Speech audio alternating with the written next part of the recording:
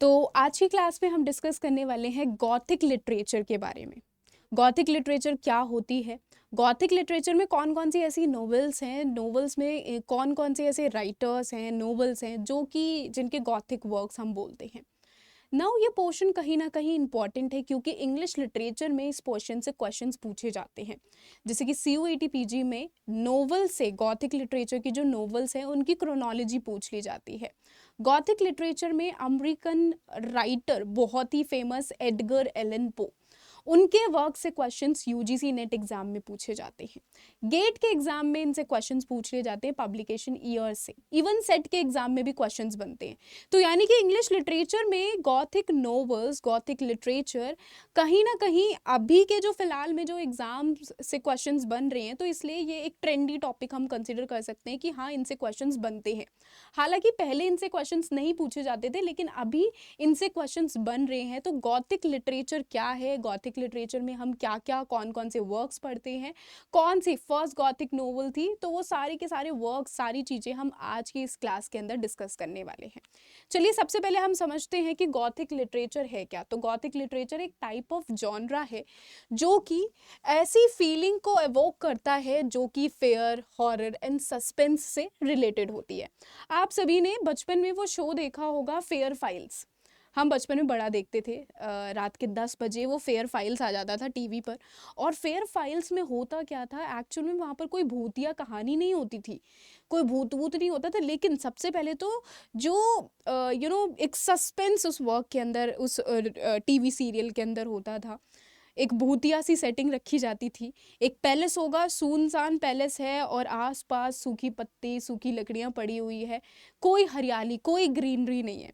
तो सबसे पहले तो यहाँ पर जो सेटिंग रखी जाती है, जिससे कि क्या है, एक डर, एक एक सस्पेंस, एक फेयर और एक हॉरर जो फीलिंग है वो एवोक ऐसे होती है कि यहाँ पर गॉथिक लिटरेचर के अंदर कुछ एलिमेंट्स होते हैं जिसकी वजह से वो जो डर है वो वाली फीलिंग आती है।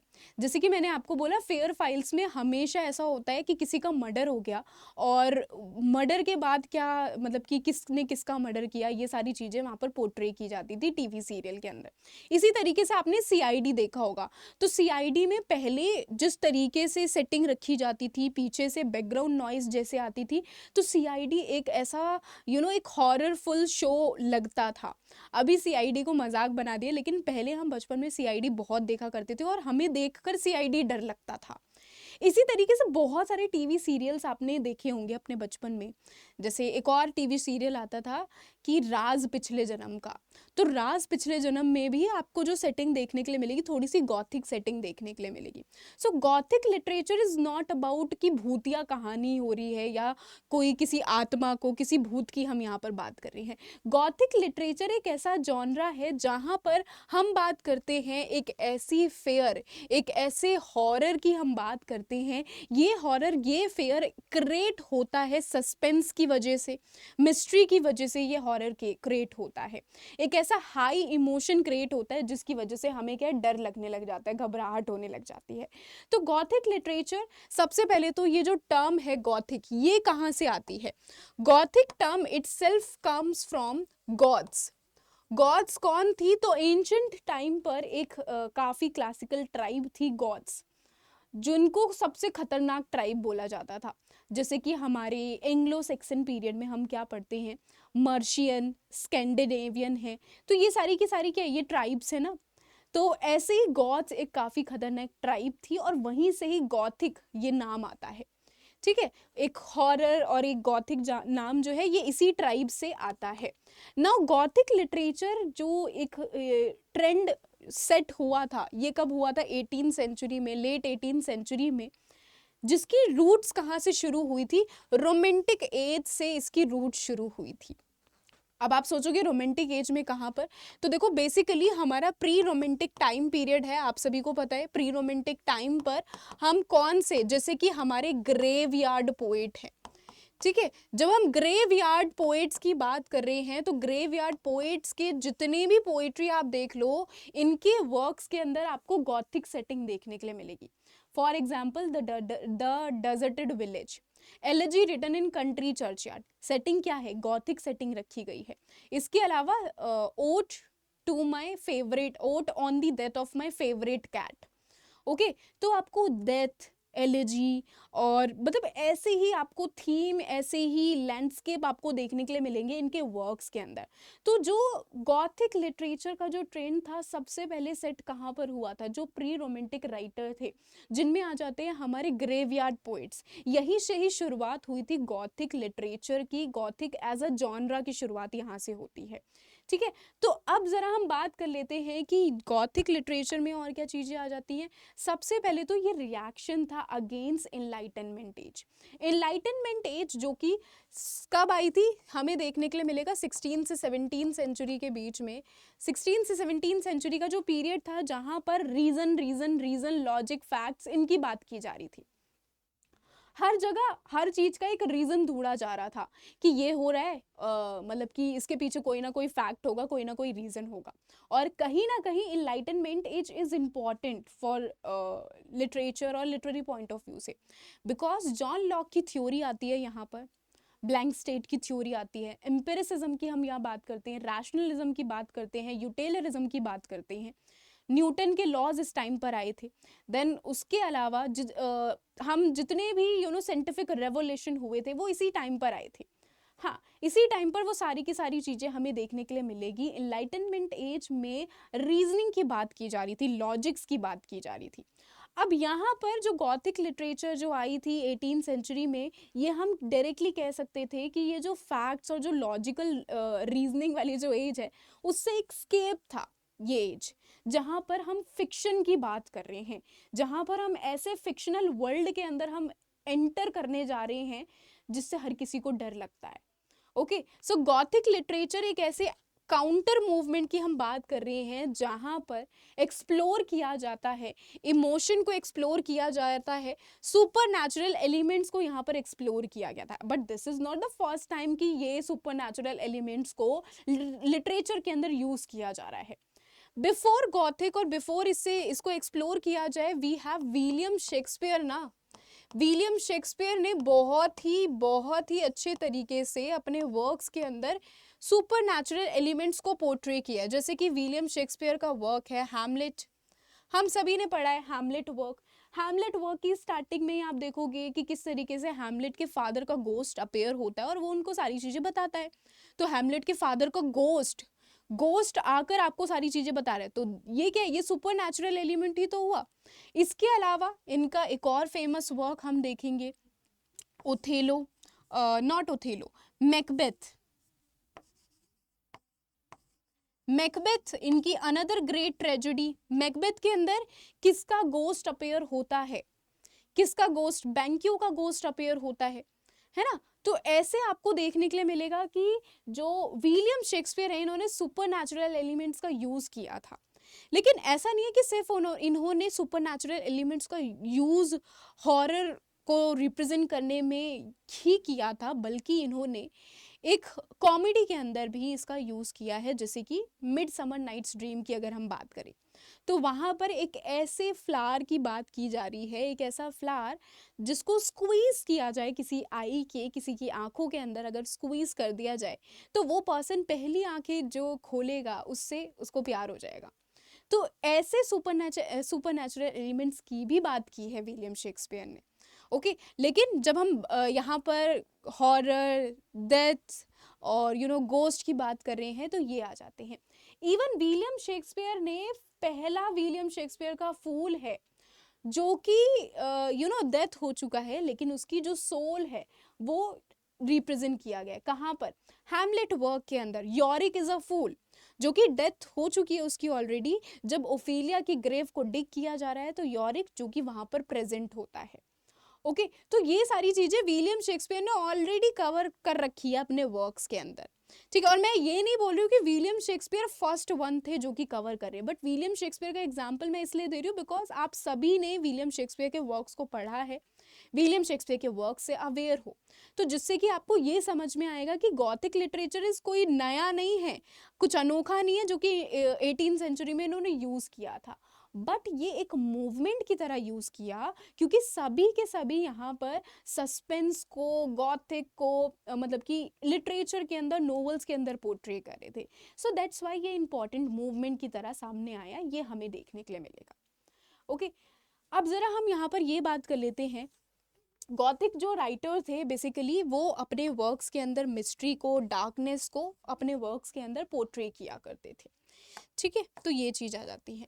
की कैरेक्टरिस्टिक्स की बात करते हैं कि गॉथिक लिटरेचर का अगर कोई वर्क है तो वहाँ पर क्या क्या चीज़ें हमें नज़र आएंगी। सबसे पहले तो यहाँ पर सुपर नेचुरल एलिमेंट्स को आपको देखने के लिए मिलेगा, गोस्ट है, स्पिरिट है, या कोई और सुपर नेचुरल थिंग है जिनको पोर्ट्रे किया जाएगा वर्क के अंदर, जो कि काफ़ी ज़्यादा, जिसको देखकर जो ऑडियंस है वो काफ़ी अनईजी फील करे। ओके, तो सुपर नेचुरल एलिमेंट्स का यूज़ किया जाता है। इसके अलावा एक ऐसा एटमॉस्फेयर क्रिएट किया जाता है, सस्पेंस का, फेयर का एटमॉस्फेयर क्रिएट किया जाता है। जैसे सीआईडी की बात करें हम, सीआईडी में क्या होता है, दया, किसी की डेड बॉडी पड़ी हुई है, दया कुछ तो गड़बड़ है। तो जो कुछ तो गड़बड़ है वाला जो एलिमेंट है, पीछे से बैकग्राउंड नॉइस देखो, हाँ ऐसे नॉइस आती है जिससे कि क्या होता है, हमें देखकर डर लगता है कि अरे यार किसने किया होगा। एक सस्पेंस क्रिएट होता है हमारे अंदर, किसने किया होगा, कैसे हुई होगी इस पर्सन की डेथ। कई ऐसे सारे केसेस भी आते हैं। और इवन आप लोग अगर शॉर्ट स्टोरीज पढ़ना पसंद है आप लोगों को, अमेरिकन पोएट हैं हमारे, बहुत ही फेमस शॉर्ट स्टोरी राइटर हैं एडगर एलन पो, उनके वर्क्स पढ़ना, बहुत ही बढ़िया वर्क्स हैं। द रेवन गॉथिक वर्क है, गॉथिक पोएम है उनकी। इसके अलावा बहुत सारी उनके वर्क्स हैं जहाँ पर इन्होंने इसी सस्पेंस को क्रिएट कर करके उन्होंने एक्चुअल में, मतलब कि मैंने खुद जब बैठ के उनके वर्क्स पढ़े थे तो मुझे खुद डर लग गया था कि मतलब क्या वर्क्स लिखे हैं इन्होंने। द ब्लैक कैट, एग्जैक्टली इनका ये वर्क्स हैं, काफ़ी फेमस वर्क है। अभी मुझे याद नहीं आ रही, बट 3-4 वर्क्स मैंने उनके पढ़े थे। और जो स्टोरी है, मैं टाइटल भूल गई, लेकिन स्टोरी मुझे स्टिल याद है कि स्टोरी के अंदर क्या चीज़ें थी। कि जस्ट इमेजिन कि किसी की डेथ हो गई है और मतलब कि एक स्टोरी थी समथिंग जहाँ पर जो पर्सन था, मतलब कि उसने अपनी सिस्टर को उसकी अपनी सिस्टर को, जो कि एक्चुअल में अलाइव थी, जिंदा सिस्टर को उसने डिग कर दिया था ये सोचकर कि उसकी डेथ हो गई है। तो एक स्टोरी इनकी ऐसी भी देखने के लिए मिलेगी, आप पढ़ना, बड़े मज़ा आएगा इनकी स्टोरीज पढ़ने में। नेक्स्ट आ जाता है हमारा जो एक थीम ऑफ आइसोलेशन आपको देखने के लिए मिलेगी। कि कभी कोई भी मूवी है तो वहाँ पर आपको देखने के लिए मिलेगा कि एक ऐसी मूवी है जहाँ पर जो सेटिंग रखी गई है वो बीच गांव में सेटिंग रखी गई है, आसपास बहुत हरियाली है, आसपास बहुत लोग रहते हैं और बढ़िया सारी चीज़ें चल रही है। नो, कभी भी ऐसी जगह सेटिंग नहीं रखी जाती है, हमेशा सेटिंग रखी जाती है एक आइसोलेटेड प्लेस के अंदर, जहाँ पर एक ही पैलेस होगा, सिंगल पैलेस होगा। तो जिससे कि क्या होता है, आपके माइंड में भी एक हिट करती है ये सारी चीज़ें। ओके, तो ये चीज़ आ जाती है। नेक्स्ट और क्या की कैरेक्टरिस्टिक्स होते हैं, ये एम्फोसाइज करती है इमोशंस की बात यहाँ पर की जाती है। लिटरेचर के अंदर इमोशंस यानी फेयर, टेरर और ये सारी चीज़ें, मेलनकली, ये सारी चीज़ें आपके अंदर ये क्रिएट कर रही है, तो ये चीज़ आ जाती है। नेक्स्ट हमें क्या देखने के लिए मिलेगा, मेलोड्रामेटिक प्लॉट। मेलोड्रामेटिक यानी गॉथिक प्लॉट्स, जिनको ऑफेंट हम कह सकते हैं एक ऐसी एग्जैजरेटेड सिचुएशंस यहाँ पर पुट की जाती हैं जिससे कि हमें देखने का मन करता है ना कि अरे अब क्या होगा, है ना, अब क्या हुआ होगा। ओके, तो ये सारी चीज़ें जो कि सस्पेंस क्रिएट करती हैं, एक्सप्लोर करती हैं सोशल एंजाइटीज़ को, ये एक्सप्लोर करती हैं। ओके, जो सोशल एंजाइटी आपको देखने के लिए मिलेगा कि किसकी वजह से आई थी, जैसे कि आपको देखने के लिए मिलेगा सोशल एंजाइटी जो कि फ्रेंच रेवोल्यूशन, इस टाइम पर क्या चल रहा था, फ्रेंच रेवोल्यूशन चल रहा था, रिलीजियस करप्शन चल रही थी। तो और साथ के साथ जो पावर चल रही थी, पार्लियामेंट, और दूसरी तरफ चर्च वर्सेस पार्लियामेंट, किंग और पार्लियामेंट के बीच में जो एक नोक झोंक चल रही, तो ये सारी चीज़ों को भी अपने वर्क के अंदर पोर्ट्रे करते हैं। तो ये सारे के सारे हमारे की कैरेक्टर्स थे गॉथिक लिटरेचर के। आई होप कि आपको समझ में आ गए होंगे। नाउ ये बढ़िया टॉप मैंने गॉथिक लिटरेचर के यहाँ पर जो वर्क्स है वो मैंने पुट कर रखे हैं, आप चाहे तो इनको पढ़ लेना, बड़ा ही मज़ेदार वर्क्स हैं। जैसे कि हमारा फेमस फर्स्ट वर्क, कौन सा फर्स्ट वर्क आता है, तो देखो फर्स्ट गॉथिक वर्क आता है, फर्स्ट फर्स्ट नोवेल आती है होरास वॉल्पोन का वर्क है the castle of Otranto, famous work है। देन उसके बाद हमें देखने के लिए मिलेगा सेकंड, क्रोनोलॉजी में बात करें तो सेकंड आ जाता है एन रेडक्लिफ का वर्क है the mystery of Udolpho, second chronology wise. Then उसके बाद द मंक थर्ड में आ जाते हैं। फ्रैंकेनस्टीन काफ़ी फेमस वर्क है, लेकिन इसे हम साइंस फिक्शन के अंदर भी, साइंस प्लस में गॉथिक में हम इसे इंक्लूड करते हैं। साइंस फिक्शनल वर्क का, साइंस फिक्शन का काफ़ी फेमस ग्रेट वर्क इसे कंसिडर किया जाता है। ड्रैकुला इज ऑल्सो, ड्रैकुला भी आपने देखा होगा, ड्रैकुला सुना होगा, अगर देखा नहीं होगा, मूवी नहीं देखी होगी तो। इसके अलावा आप लोगों ने H.G. वेल्स का the island of doctor Moreau, ये वाला वर्क भी आपने सुना होगा, जो कि काफ़ी फेमस वर्क है। साइंस फिक्शन का वर्क है जहाँ पर एक एक्सेंट्रिक बिहेवियर डॉक्टर कर रहे होते हैं, जिसके ऊपर ये वर्क लिखा गया है। यहाँ पर एक्चुअल में डॉक्टर अपनी साइड से जो एनिमल्स हैं, यहाँ पर क्या है, हाइब्रिड एनिमल्स क्रिएट कर रहे होते हैं, यानी कुछ ऐसे इंजेक्शंस लगाना जिससे कि जो पर्सन है वो हाफ एनिमल और हाफ मतलब हाफ ह्यूमन है और हाफ एनिमल है। एक ऐसे सुपर नेचुरल क्रिएचर्स को यहाँ पर इस आइलैंड पर क्रिएट किया जा रहा है, तो जो कि थोड़े से गॉथिक भी हैं और थोड़े से साइंस फिक्शन के एलिमेंट्स भी यहाँ पर आ जाते हैं। The island of doctor Moreau, ये इनका फेमस वर्क है। और बाकी की अगर मैं बात करूँ, the house on the Borderland, ये मैंने वर्क्स वैसे पढ़े नहीं हैं, बट जितने मैंने आपको टिक लगाए कि हाँ ये सारे वर्क्स जो हैं वो उनकी मैंने पढ़ रखे हैं और काफ़ी अच्छे वर्क है, ग्रेट वर्क है काफ़ी। ओके, ये आपके सारे के सारे गॉथिक लिटरेचर के वर्क्स आती हैं, फेमस नॉवेल्स हैं। तो अगर जस्ट इन केस आपका पढ़ने का मन करे तो आप कोई सा भी वर्क यहाँ पर पढ़ सकते हो, काफ़ी फेमस, काफ़ी इंटरेस्टिंग वर्क्स हैं। अभी ज़रा मैं आपको बता देती हूँ कि जब हम गॉथिक फिक्शन की बात कर रहे हैं तो ज़रा गॉथिक फिक्शन है क्या, गॉथिक फिक्शन में क्या चीज़ें आ जाती है। अब देखो यहाँ पर जो मैंने थंबनेल यूज़ किया है, इस थंबनेल को देखकर ही आपको थोड़ा सा डर लग जाएगा ना। गॉथिक फिक्शन, थोड़ी पीछे से आपको किसी की परछाई नज़र आ रही है, डार्कनेस है, तो एग्जैक्टली ऐसी ही सेटिंग हमें गॉथिक नोवेल के वर्क्स के अंदर देखने के लिए मिलेगी, जहाँ पर हमेशा जो सेटिंग इज समथिंग जो कि हमारे अंदर एक डर का जो फीलिंग है, एक डर का भाव एवोक करती है। तो सेटिंग हमारी फर्स्ट प्रायोरिटी रहती है हमेशा गॉथिक नोवेल के अंदर। अब ज़रा फर्स्ट गॉथिक नोवेल की बात करते हैं हम। तो फर्स्ट गॉथिक नोवेल जो कि हमारा द कैसल ऑफ ऑट्रेंटो 1764 में इस वर्क को पब्लिश किया गया था, एंड वाइडली इसको फर्स्ट गॉथिक नोवेल ही इसे कंसिडर किया जाता है। इसका सब टाइटल क्या है, प्रीवियसली नेट में पूछा गया था, अ गॉथिक स्टोरी, ये इसका सब टाइटल है। ओके, गॉथिक स्टोरी यहाँ पर किसने लिखी है, होरास वॉल्पोन ने इस वर्क को लिखा है, तो आपको याद रखना है फुल नेम इनका भी, ठीक है, इन्होंने वर्क को लिखा है। यहाँ पर आपको देखने के लिए मिलेगा कि इस वर्क के अंदर, इस फिक्शनल वर्क के अंदर कुछ रियलिज्म को और कुछ मिडिल एव रोमांस को, रोमांस भी है और रियलिज्म भी है, रोमांस भी है, आपको थोड़ा सा रोमांस के जरिए आपको गॉथिक चीज़ें भी यहाँ पर नजर आएंगी, सुपर नेचुरल एलिमेंट्स हैं, मिस्ट्रीज हैं, सस्पेंस है, ये सारी चीज़ें आपको इस वर्क के अंदर देखने के लिए मिलेगी। ओके, तो ये इनका फेमस वर्क आता है।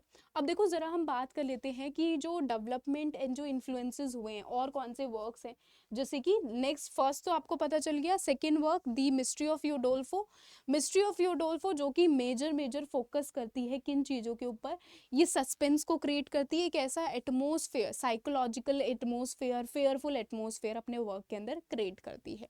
मैथ्यू लुइस का वर्क है द मंक, जहाँ पर डार्क थीम्स यानी कि sexuality, religious corruption and violence को पुट किया गया है, जो कि गॉथिक लिटरेचर के अंदर एक और बाउंड्री को क्रॉस करते हैं, ठीक है, कि ये भी चीज़ें हैं। देन उसके बाद मेरी शैली का फ्रैंकेनस्टीन, जो कि नेक्स्ट बाउंड्री को क्रॉस करते हुए साइंस फिक्शन को गॉथिक के साथ ब्लेंड डाउन करती हैं। ओके, नेक्स्ट उसके बाद हम देखेंगे कि ये कुछ ऐसे वर्क्स हैं जो कि अपने गॉथिक लिटरेचर के अंदर एक इम्पैक्ट छोड़ते हैं, एंड उसके बाद आ जाते हैं हमारे एडगर एलन पो। ये इनकी ये शॉर्ट स्टोरीज के ज़रिए अपने एक काफ़ी ज़्यादा इम्पैक्ट छोड़ते हैं गॉथिक लिटरेचर की वर्क्स के अंदर, जो कि mystery novels, mystery short stories लिखते हैं, डिटेक्टिव फिक्शन भी इन्होंने लिखे हैं, फर्स्ट डिटेक्टिव राइटर भी इन्हें कंसिडर किया जाता है। तो ये आ जाते हैं। नाउ चलो फटाफट से हम बात करते हैं द कैसल ऑफ ऑटरेंटो की बात करते हैं। Castle of Otranto that was publish in 1764 में फर्स्ट गॉथिक नोवेल के साथ, एंड इसका टाइटल, सब टाइटल क्या था, अ गॉथिक स्टोरी इसका सब टाइटल था। सेटिंग एक हॉन्टेड कैसल में, ओके आप देख सकते हो ये कैसल है, इस हॉन्टेड कैसल में इसकी सेटिंग रखी गई थी, और इसके साथ ही हमें देखने के लिए मिलेगा यहाँ पर मिडिलेव रोमांस भी पोर्ट्रे किया गया है। कैरेक्टर्स के नेम इज इंपॉर्टेंट, जो कि आपको याद रखने हैं। सबसे पहले कैसल ऑफ ऑटरेंटो, यहाँ पर स्टोरी बताई गई है, मैनफ्रीड की स्टोरी बताई गई है। ये जो कैसल है, ओके यहाँ पर आपको मैंने कुछ पिक्चर्स भी पोर्ट्रे की है। यहाँ पर जो कैसल है, सबसे पहले आपको देखने के लिए मिलेगा सेटिंग कहाँ पर, एक गॉथिक सेटिंग रखने के लिए हमेशा आइसोलेटेड सेटिंग रखी जाती है, gloomy isolated setting. Manfred is a character जिसको लॉर्ड ऑफ कैसल, जो कि कैसल के अंदर रहता है, अपनी फैमिली के साथ कैसल के अंदर रहता है ना। बुक की शुरुआत हो रही है यहाँ पर, जो वेडिंग डे है, किसका वेडिंग डे है, इसका जो बेटा है वो काफ़ी ज़्यादा बीमार है। बेटे का नाम क्या है, कॉनरेड बेटे का नाम है, इसकी शादी होने वाली है प्रिंसेस ईसाबेला के साथ। लेकिन शॉर्टली यहाँ पर क्या होता है कि कॉनरेड जो है वो, जैसी शादी होगी तो ऑफ कोर्स वो नेक्स्ट लॉर्ड बन जाएगा, कैसल ऑफ ऑटरेंटो का नेक्स्ट लॉर्ड बनेगा। तो शादी से पहले ही इसकी डेथ हो जाती है। डेथ कुछ ऐसे होती है कि एक बहुत ही बड़ा सा हेलमेट इसके ऊपर गिर जाता है, जिसकी वजह से इसकी डेथ हो जाती है ना। अब आगे होता क्या है कि यहाँ पर ऑलरेडी किसी ने प्रोफेसी कर रखी होती है कि जब तक ये जो कैसल का लॉर्ड है, जो रियल लॉर्ड है कैसल का, जब तक उस वो यहाँ पर लॉर्ड नहीं बन जाएगा रियल, तब तक जितने भी लॉर्ड बनते रहेंगे, फेक लॉर्ड बनते रहेंगे, उन सबकी डेथ होती रहेगी। अब क्योंकि मैनफ्रीड ऑलरेडी नोज कि वो तो रियल लॉर्ड नहीं है, लेकिन मैं किसी और को भी लॉर्ड नहीं बनने दूंगा। ऑफ कोर्स एक पावर है यहाँ पर उस कैसल के साथ उसके पास, तो वो किसी और को क्यों ही बनने देगा। अब होता क्या है नेक्स्ट, आपको प्रोफेसी को याद रखना है, that the castle and lordship of Otranto should pass from the present family whenever the real owner should be grown too large to inhabit it। यानी कि यहाँ पर सिंपल प्रोफेसी ये होती है कि ये जो लॉर्ड है कैसल के, लॉर्ड ऑफ द कैसल जब वो बड़ा हो जाएगा, real Lord of the castle जब वो बड़े हो जाएंगे, इस कैसल के लॉर्ड बनने लायक हो जाएंगे, तब उनको खुद ही क्या है, खुद ही मतलब कि उन्हें थ्रोन शिफ्ट कर देना पड़ेगा। अगर थ्रोन मतलब कि जो अभी लॉर्ड है, मैनफ्रीड लॉर्ड है, अगर वो खुद से थ्रोन नहीं देंगे जो रियल लॉर्ड हैं उनको, तो यानी सबकी डेथ होती चली जाएगी। तो जैसे ही मैनफ्रीड को इस प्रोफेसी के बारे में पता चलता है कि उसके जो सन की डेथ हुई है, बिकॉज जो रियल लॉर्ड है कहीं ना कहीं वो जिंदा है और वो बड़ा हो चुका है, अपने कैसल को संभालने लायक हो चुका है। अब यहाँ पर बाकी चीज़ें हमें आगे देखने के लिए मिलेगी। अब यहाँ पर हमें देखने के लिए मिलेगा ऑलरेडी मैनफ्रीड एक टेरिफाइड है, कॉनरेड अपने सन की डेथ से टेरिफाइड है, और कहीं ना कहीं उसको पता चल गया है कि जो real Lord of the castle है वो है जिंदा है। अब दूसरी तरफ वो ये सोचता है कि किसी ना किसी तरीके से मुझे क्या करनी है, वो ईसाबेला को अपने आप से शादी करवाने के लिए वो बोलता है कि जो ईसाबेला है, प्रिंसेस ईसाबेला की शादी मेरे साथ होनी चाहिए, और दूसरी तरफ वो अपनी करंट वाइफ जो कि हिप्पोलिटा है उससे डिवोर्स ले लेता है।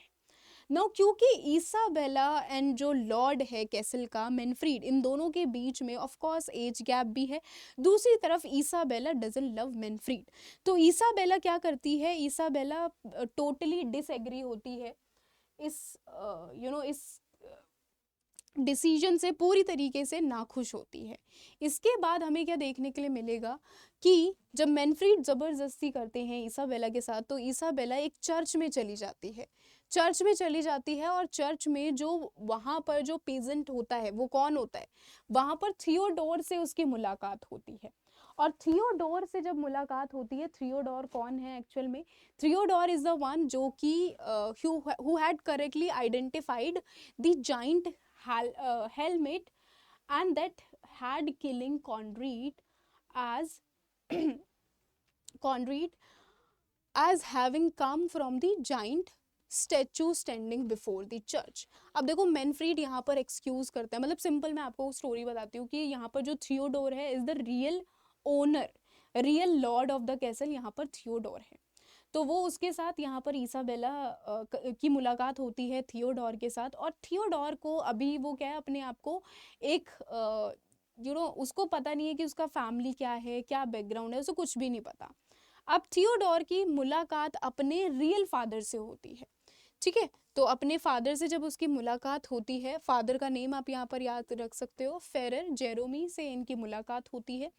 दूसरी तरफ इसाबेला अपने आप को कहीं ना कहीं सेफ फील करती है कि मैं इस चर्च के अंदर सेफ हूँ।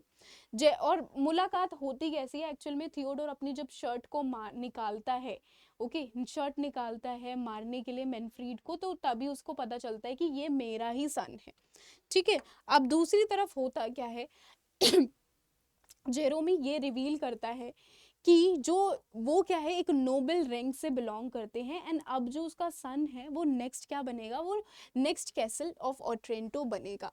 मैनफ्रीड यहाँ पर मैनफ्रीड और जो जेरोमी है इन दोनों के बीच में दोनों ही क्या है आपसी समझौते पर आते हैं। Manfred says Jerome must either give a princess और ही सन्स लाइफ, या तो वो इसाबेला को दे दे या तो फिर वो अपने सन की लाइफ यानी कि जो थियोडोर है उसकी लाइफ को वो देने के लिए रेडी हो जाए। तो कहीं ना कहीं वो क्या बोलते हैं, ठीक है मैं इसाबेला को देने के लिए रेडी हूँ, इसाबेला तुमसे शादी करेगी ना। होता क्या है अब आगे हमें देखने के लिए मिलेगा जैसे ही ये चीज होती है। नेक्स्ट व्हाट हैपन, हाँ नेक्स्ट होता क्या है कि यहाँ पर जो मैनफ्रीड है, मैनफ्रीड का कैरेक्टर आगे चलकर वो क्या है मैनफ्रीड एंड थियोडोर इन दोनों के बीच में फाइट हो रही है, और फाइट यहाँ पर थियोडोर को एक मिस्टीरियस नाइट की तरह पोर्ट्रे किया गया, इन दोनों के बीच में फाइट हो रही है। और कहीं ना कहीं यहाँ पर क्या है दूसरी तरफ होता क्या है, जो थियोडोर का जो फादर है उसको क्या हो जाता है, वो fail in love with Matilda से लव हो जाता है। मेटिल्डा कौन है, मेटिल्डा जो कि मैनफ्रीड की डॉटर है, इनसे प्यार हो जाता है। तो एक आपसी समझौता हो जाता है कि मेटिल्डा की शादी यहाँ पर फेड्रिक से होगी और जो मैनफ्रीड है उसकी शादी होगी इसाबेला से। तो ये दोनों आपस में ही कंक्लूड कर लेते हैं कि हाँ हम जो है इस तरीके से हम रेडी हैं।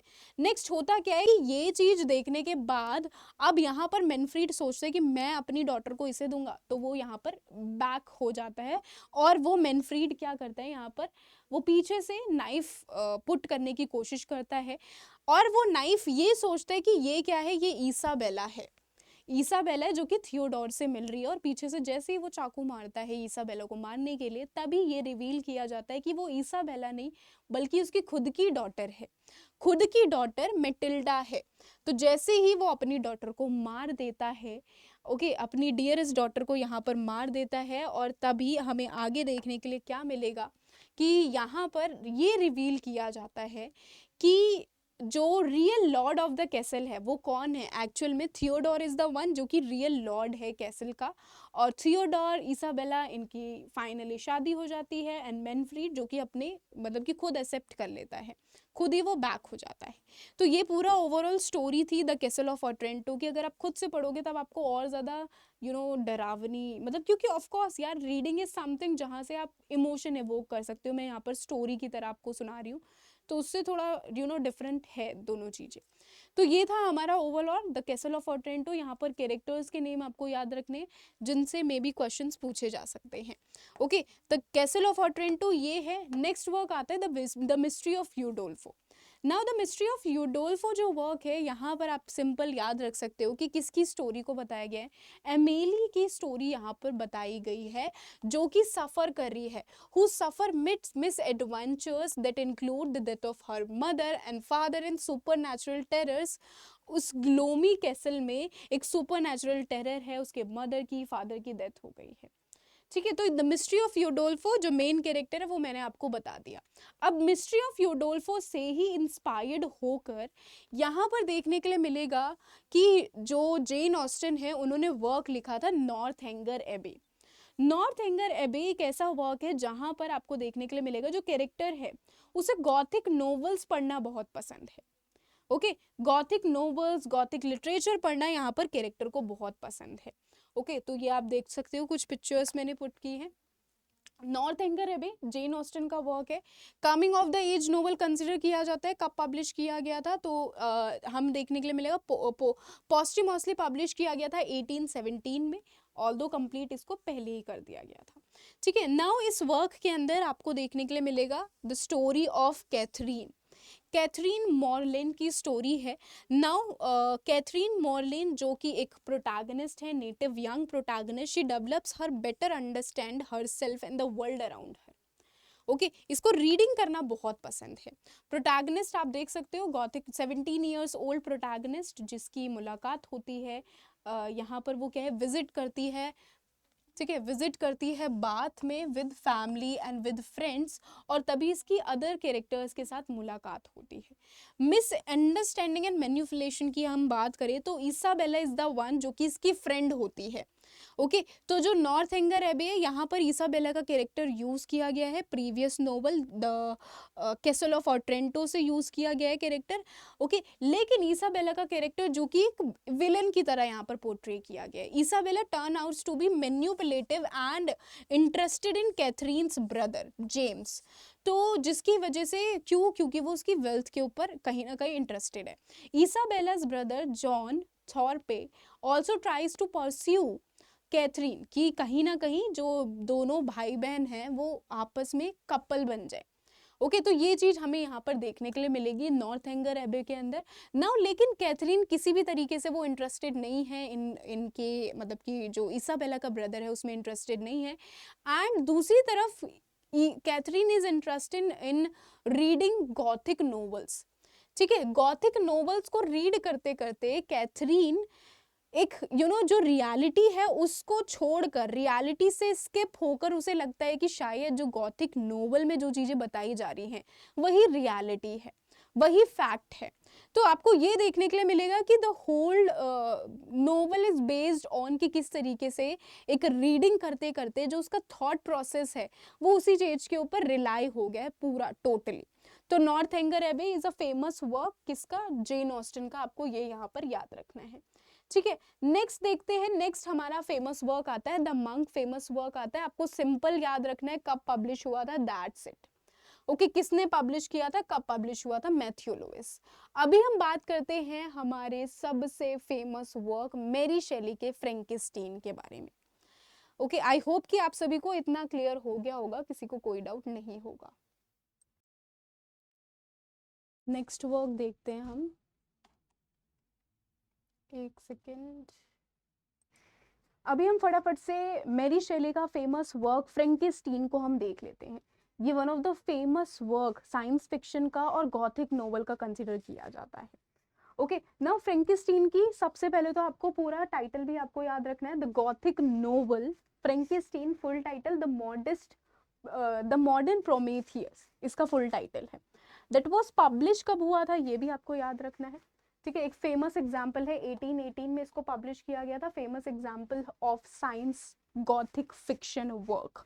इसे हम रोमांटिक एज में बेसिकली पब्लिश किया गया था। मेरी शेली कौन थी, रोमांटिक पोएट पीबी शेले की वाइफ थी, और एक कंपटीशन हुआ था PB Shelley and Robert Browning, Mary Shelley, इन तीनों के बीच में कंपटीशन हुआ था कि who would wrote most famous, और कौन सा एक फेमस गॉथिक वर्क कौन लिखेगा। तो उसमें सबसे पहला वर्क जो कि मेरी शेली ने फ्रैंकेस्टीन लिखा था। इसके अलावा मेरी शेली जो कि कौन है, एक्चुअल में आपने सुना होगा नाम मैरी वुllstonecraft। तो मेरी शेली मैरी वुllstonecraft की डॉटर हैं, और इनके फादर का नेम इनके फादर हैं विलियम गोल्डविंग, इनके फादर का नाम है, और मैरी वुllstonecraft की डॉटर है। ये भी आपको कनेक्शंस जो हैं ये आपको थोड़े से आप याद रख सकते हो। अब यहाँ पर जो फ्रैंकेस्टीन है, यहाँ पर आपको देखने के लिए मिलेगा this particular work wrote in style of epistolary work. Epistolary novel, epistolary का मतलब क्या होता है, यानी कि कोई ऐसा वर्क जो कि लेटर्स की फॉर्म में लिखा गया होता है। यहाँ पर देखने के लिए मिलेगा विक्टर फ्रैंकेस्टीन इज अ कैरेक्टर जो कि सन है, अपर क्लास फैमिली के सन है, और इसके साथ ही एज ही ग्रोज ओल्डर इनका इंटरेस्ट कहीं ना कहीं होता है, मॉडर्न साइंस के अंदर इनका इंटरेस्ट बढ़ता है। और तभी ये एक्सप्लोर करते हैं, नई नई एक्सपेरिमेंट्स करते हैं, और तभी हमें देखने के लिए मिलेगा विक्टर शेवोस्की एक मॉन्स्टर को क्रिएट करते हैं। ओके, एक क्रिएचर को क्रिएट करते हैं, एक क्रिएचर को क्रिएट करते हैं, मॉन्स्टर को क्रिएट करते हैं अपने उसी एक्सपेरिमेंट के जरिए। नाउ सबसे पहले तो इन्हें लगता है कि ये कुछ रोबोट सा होगा, लेकिन जैसे वो क्रिएचर पूरा ओवरऑल डेवलप हो जाता है, तभी विक्टर शेवोस्की को लगता है कि मतलब कि वो क्रिएचर बनने के बाद काफी ज्यादा खतरनाक, काफी ज्यादा डरावना होता है।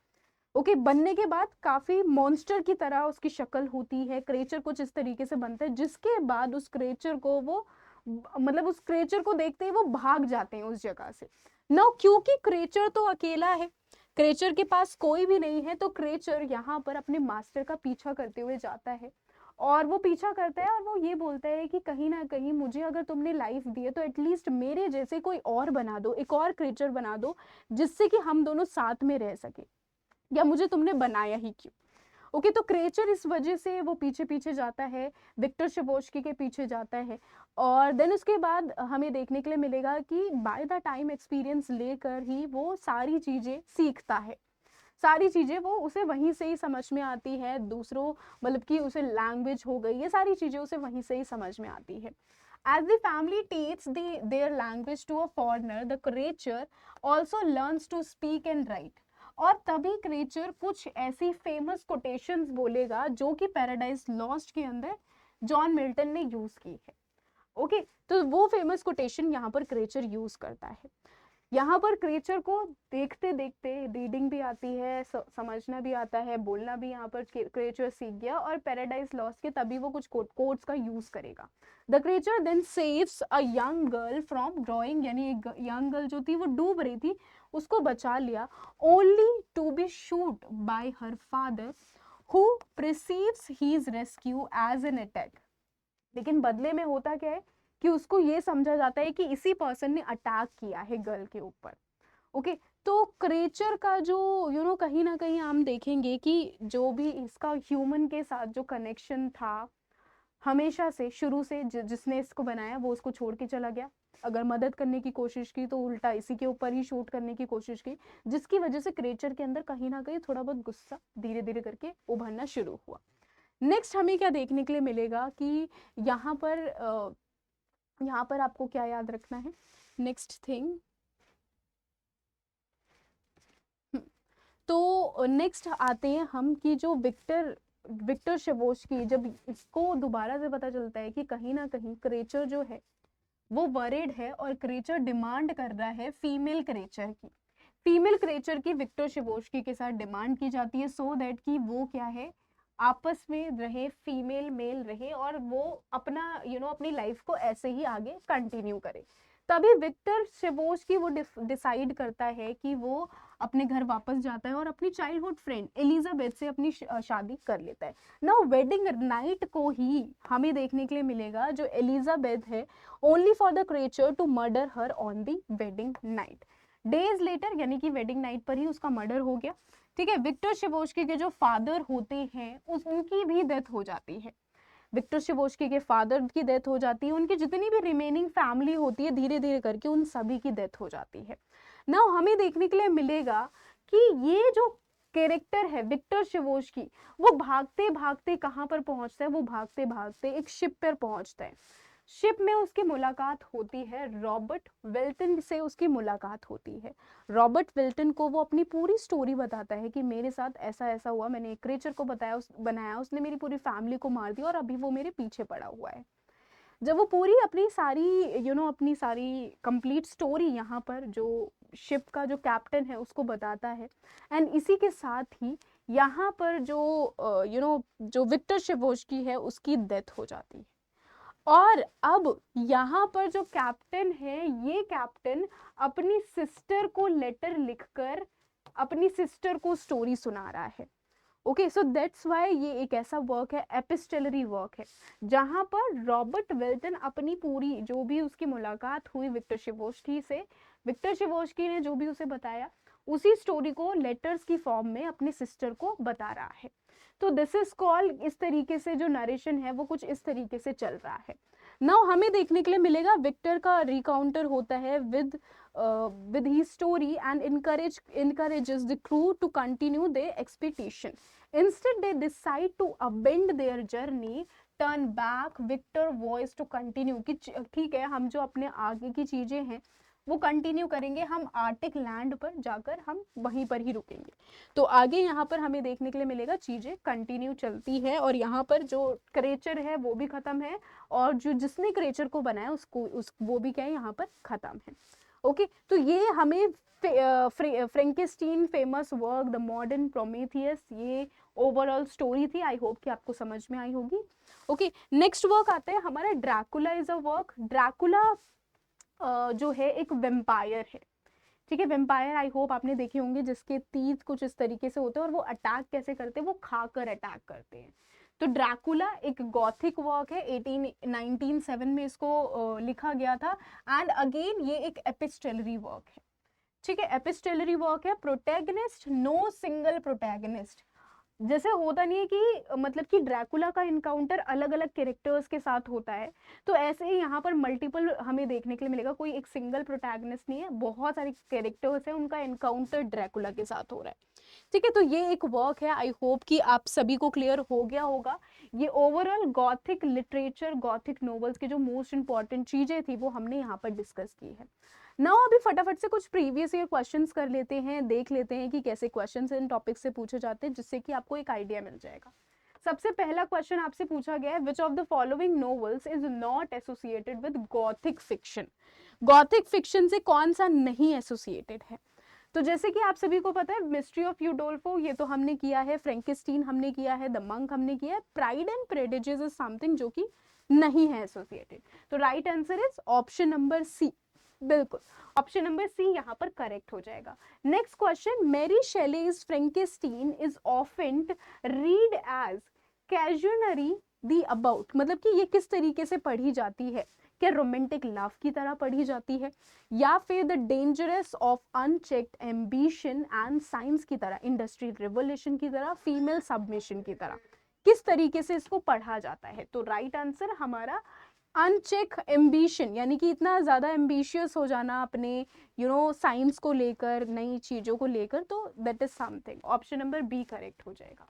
नेक्स्ट क्वेश्चन देखते हैं, the castle of Otranto opens with the supernatural events के साथ, सुपरनैचुरल इवेंट के साथ कैसल ऑफ ओट्रेंटो ओपन होता है। और castle of Otranto you guys know कि हमारा फर्स्ट वर्क है। तो आपको यहाँ पर बताना है कैसल ऑफ ओट्रेंटो एक ब्लिंडिंग पोर्ट्रे के साथ, एक बड़ा सा पोर्ट्रे होता है जहां पर लॉर्ड ऑफ द कैसल को पोर्ट्रे किया जाता है, क्या उससे ओपन होता है? अ जाइंट हेलमेट के साथ ओपन होता है जो कि कैरेक्टर के ऊपर गिर जाता है, या फिर एक गोस्ट ऑफ टावर के साथ ओपन होता है, या फिर हमारा नेक्स्ट आ जाता है एक टॉकिंग स्केलेटन, एक आत्मा, भटकती हुई आत्मा जो कि बात कर रही है। किस तरीके से ओपन होता है ये यहाँ पर क्वेश्चन पूछा गया है। ओके तो इसका राइट आंसर क्या है ये आपको नीचे कमेंट करके बताना है। This is homework for you. Okay homework है ये आपके लिए। नेक्स्ट क्वेश्चन आपसे पूछा गया है, ये लास्ट क्वेश्चन आपको कमेंट करके बताना है, होमवर्क में दिया है मैंने। नेक्स्ट क्वेश्चन आपसे पूछा गया है, विच of the following, which of these novels is a parody of Gothic fiction. Parody की तरह उसे लिखा गया है। ओके तो मैंने अभी आप लोगों को एक्सप्लेन किया था कि राइट आंसर क्या होगा, नॉर्थ एंगर एबे। This is by Jane Austen. Jane Austen का वर्क है जहां पर इन्होंने पैरोडी की तरह यूज किया है। ईसाबेला यहाँ पर कैरेक्टर आपको देखने के लिए मिलेगा, है ना, तो पैरोडी की तरह ये यूज किया गया है, बिल्कुल करेक्ट। नेक्स्ट क्वेश्चन देखते हैं। Next question, which Bronte novel is considered to have strong gothic element. कौन से वर्क के अंदर स्ट्रॉन्ग गॉथिक एलिमेंट का यूज किया गया है? तो क्या जेन एयर के अंदर हमें देखने के लिए मिलेगा, या फिर जेन एयर द प्रोफेसर के अंदर देखने के लिए मिलेगा? तो कौन सा ऐसा वर्क है स्ट्रॉन्ग गॉथिक एलिमेंट? तो हमें देखने के लिए मिलेगा, right answer is Jane Eyre. Jane Eyre के अंदर बहुत सारे ऐसे इंसिडेंट आते हैं। सबसे पहले जेन एयर के अंदर आपको देखने के लिए मिलेगा कि जो यहाँ पर जिस तरीके से मर्डर हो जाता है, ओके किस तरीके से मर्डर होता है, यहाँ पर जेन की जो साइड, मतलब कि जेन की जो अपोजिट कैरेक्टर होती हैं, जिनका नेम आपसे कई बार पूछा जा चुका है, Bertha Mason is a character. तो बर्था मैसन की जब डेथ होती है तो कैसे डेथ हो जाती है, बिल्डिंग में फायर हो जाती है, आग लगने की वजह से डेथ हो जाती है। तो दिस इज समथिंग जो कि गॉथिक एलिमेंट की तरह पुट किया गया है। ओके, तो ये हमें यहाँ पर देखने के लिए मिलेगा। इसके अलावा भी अदर वर्क्स में भी हो सकता है, आपको थोड़ा सा अपने साइड से भी पढ़ना है। नेक्स्ट क्वेश्चन, इन मेरी शेलीज फ्रैंकेस्टीन हु इज वेल्टन कौन है? फुल नेम क्या है? रॉबर्ट वेल्टन, है ना, ये फुल नेम। तो आपको बताना है कि ये जो कैरेक्टर है आखिर ये कौन है। क्या जो फ्रैंकेस्टीन है क्या उसका असिस्टेंट है, जो क्रेचर है क्रेचर का फ्रेंड है, या आर्टिक एक्सप्लोरर है to whom Frankenstein tells he story. Then उसके बाद a scientist who creates a second monster, scientist जो कि सेकंड मॉन्स्टर को क्रिएट करता है उसका नाम क्या होता है? विक्टर शेवोस्की। ठीक है, ये आपको याद रखना है। क्रेचर का नाम फ्रैंकेस्टीन है। ठीक है, इसके अलावा राइट आंसर क्या हो जाएगा? ऑप्शन नंबर सी, ये एक्सप्लोरर है, आर्टिक एक्सप्लोरर है। और मुलाकात कहाँ पर होती है? कैप्टन है, शिप का कैप्टन है, मुलाकात होती है विक्टर शेवोस्की की इसके साथ। ओके, तो ये है हमारे क्वेश्चन जो कि है। Next question, which of the following themes is central to gothic literature? Central to gothic literature कौन सी थीम हमें देखने के लिए मिलेगी? क्या इनलाइटनमेंट, रैशनैलिटी, सटायरिकल कॉमेडी होती है, सुपरनैचुरल और द अनकैनी, और डोमेस्टिक रियलिज्म किसका यूज किया जाता है? Now one more important thing, यहाँ पर जो अनकैनी है, अनकैनी का कंसेप्ट किसने दिया था? अनकैनी अनकैनी की बात करते हैं सिगमंड फ्रॉइड। सिगमंड फ्रॉइड बात करते हैं कैनी और अनकैनी की। अनकैनी का मतलब क्या होता है? मतलब कि स्ट्रेंज थिंग्स, जो कि मतलब कि नोन बट स्ट्रेंज। ओके, यानी ऐसी चीजें जो कि हमने उनको देखी है लेकिन वो कुछ स्ट्रेंज तरीके से होती है। जैसे फॉर एग्जाम्पल कि हम सभी ने देखा है कि एक ऐसा क्रिएचर, ह्यूमन लाइक क्रिएचर हो सकता है, हम सभी ने देखा है। जस्ट फॉर एग्जाम्पल कि मैं आपको ऐसे लग रही हूँ कि ये कोई लड़की खड़ी हुई है, लेकिन जैसे ही मैं आपके सामने देखूं तो मेरी जो शक्ल है वो पूरी ब्लैंक है, मेरी आईज नहीं है, नोज नहीं है।